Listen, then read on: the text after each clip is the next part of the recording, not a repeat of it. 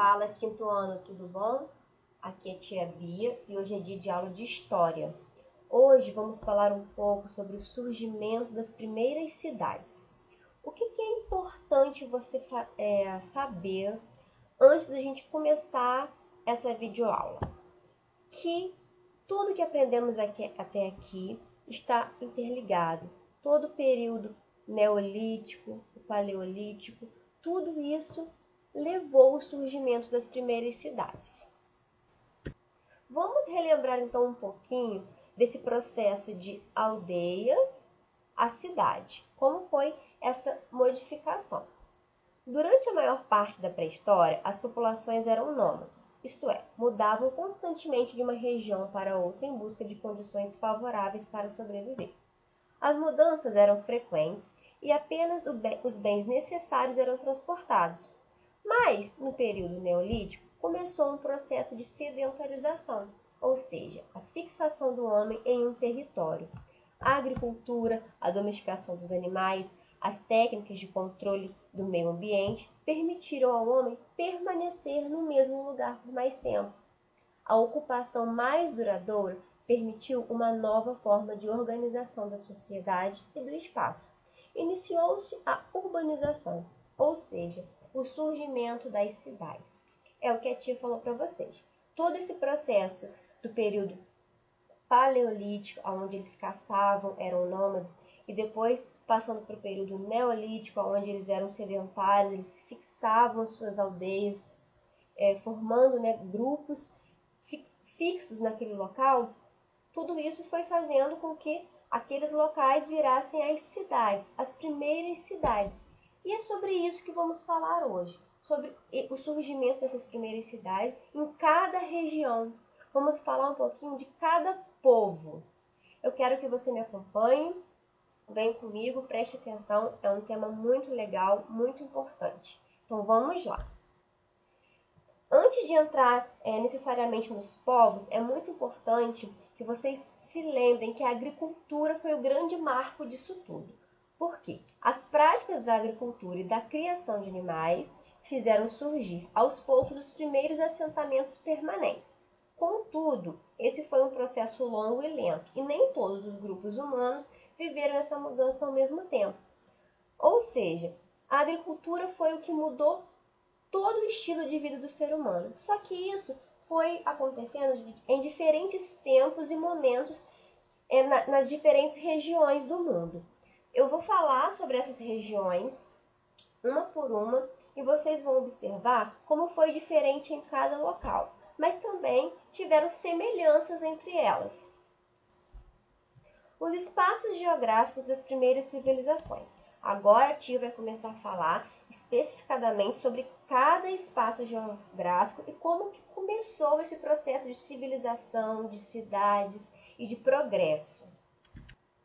No Oriente Médio, as primeiras civilizações formaram-se a partir do desenvolvimento da agricultura, já sabemos.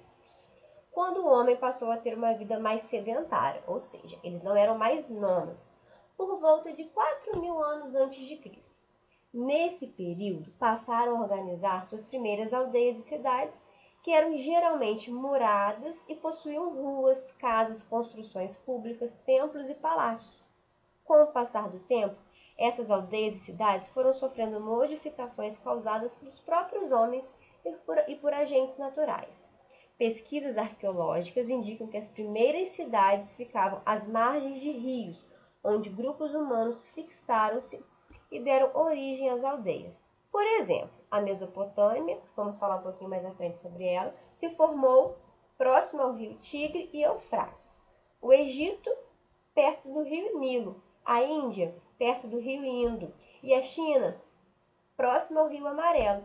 As primeiras civilizações tiveram início no Oriente Médio, tempos depois foram se desenvolvendo em outras que, sem contar com o poder fertilizante dos grandes rios, ganharam características diversas.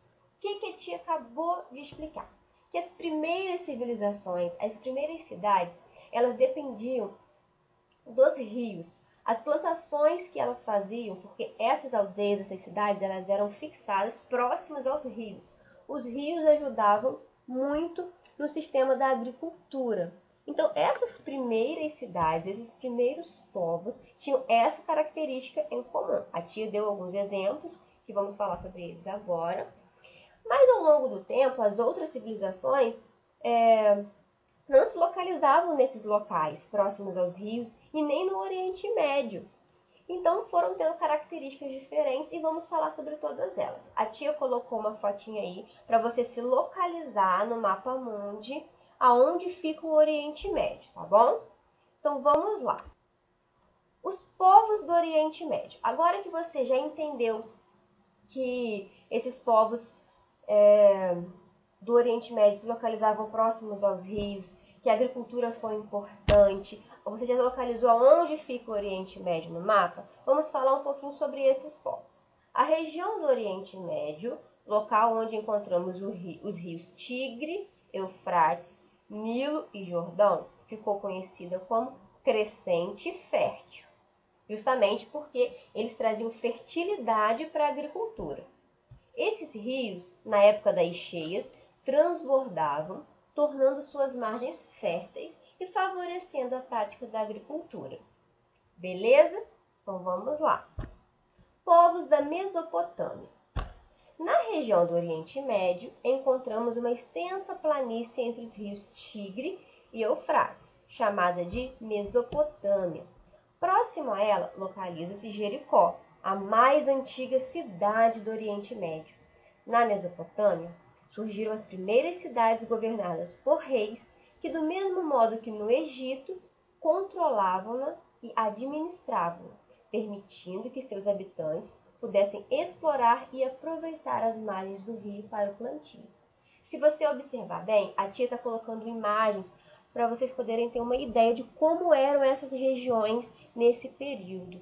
E como vocês estão observando, eram construções feitas próximas às margens desses rios.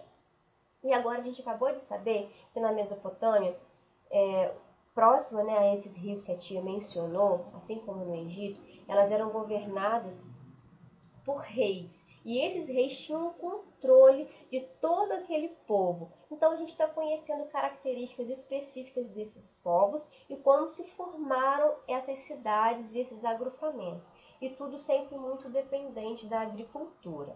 Vamos conhecer agora mais um povo. Os povos do Egito.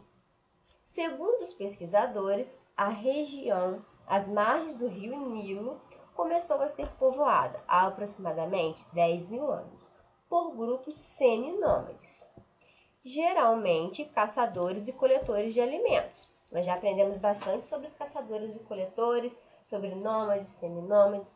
E esses grupos iniciaram o plantio do trigo e da cevada e a domesticação de porcos, bois, ovelhas, entre outros animais, o que levou à sedentarização da população. Ou seja, elas não saíam mais desse local em busca de outros lugares para caçar, para coletar os frutos. Consequentemente, foram se formando aldeias e da reunião delas surgiram os nomos, que tinham um líder denominado nomarca, considerado rei, juiz e chefe militar, organizador desses povos. A tia colocou uma imagem do Egito, como eram feitos esses agrupamentos. Eles deixaram de ser nômades, passaram a ser sedentários, a criar os animais, a plantar e eram liderados por um líder denominado nomarca. Então a tia está falando agora características dos povos do Egito. Vamos conhecer agora mais um povo. Os povos da China. Os chineses cultivavam cereais e arroz em um tipo de solo muito fértil, de coloração amarela, e também criavam porcos, cachorros, bois e cabras. As aldeias surgiram ao longo desse rio e, após alguns séculos, com o aumento da população, agruparam-se em vários reinos. Por volta de 2.200 anos antes de Cristo, ocorreu a unificação dessas aldeias sob o domínio de um rei. A China era governada por imperadores que viviam em Pequim, em um imenso palácio chamado de a Cidade Proibida, de onde eles nunca saíam. O resto do país era administrado por funcionários e mandarins. Estes eram homens muito cultos, nomeados pelo imperador e seus representantes. Então agora conhecemos mais um povo com características diferentes, mas todos eles, você pode observar, que lidam com a agricultura como um meio principal de vida. Mas todos nesse período sempre tendo um líder autoritário, um rei, um imperador. Acabamos de conhecer então um pouquinho sobre os povos da China, que também foram cidades e agrupamentos construídas próximo a um rio. Esse rio era chamado de Rio Amarelo. Vamos lá? Próximo povo. Agora os povos da América. Você recorda que falamos da passagem do nomadismo, né, dos nômades, para o sedentarismo, os povos sedentários, quando os homens começaram a praticar a agricultura e domesticar os animais? Na América, esse processo teve início por volta de 8.000 anos antes de Cristo, época em que se destacou o plantio do milho nas terras onde hoje se localiza o México. Galera, aqui a tia deu só uma pincelada sobre os povos da América. A tia acabou de falar que o processo na América ele é mais recente. E nós vamos abordar esse tema. E a tia retratou um pouquinho sobre esse plantio nessa imagem. Só que os povos que se formaram na América, eles são mais recentes do que os povos que acabamos de estudar. E nós vamos conhecer eles no nosso encontro online. Então eu espero você lá. A gente acabou de falar sobre diferentes povos, todos eles com características singulares, mas também com características em comum, os rios, a agricultura, essa transição de nomadismo para sedentarismo. E vamos conhecer agora os povos da América, que são povos mais recentes. Então eu espero você lá, espero que você tenha chegado até o final desse vídeo, tá bom? Então um beijo!